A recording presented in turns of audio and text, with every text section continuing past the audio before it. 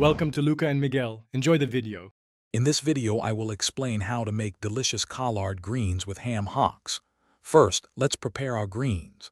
Begin by selecting fresh, dark green collard leaves.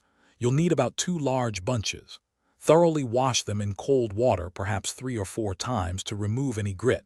Next, remove the tough center stems. You can then tear or chop the leaves into bite-sized pieces, roughly 2 inches in size. This careful cleaning is crucial for a great dish. Now let's prepare the star of our dish, the ham hocks. Take about 2 pounds of smoked ham hocks and rinse them well under cold water. Place them in a large pot with about 8 cups of fresh water. Bring this to a boil, then reduce the heat and let it simmer gently for at least 2 hours. This slow cooking extracts all that wonderful smoky flavor. During the last 30 minutes, add 1 chopped onion, 2 cloves of minced garlic, and a pinch of red pepper flakes for extra depth.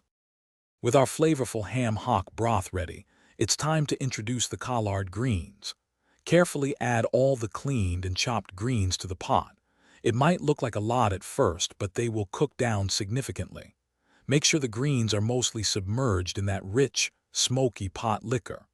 Cover the pot and continue to simmer for another 1 to 2 hours, or until the greens are wonderfully tender. Stir occasionally to ensure even cooking.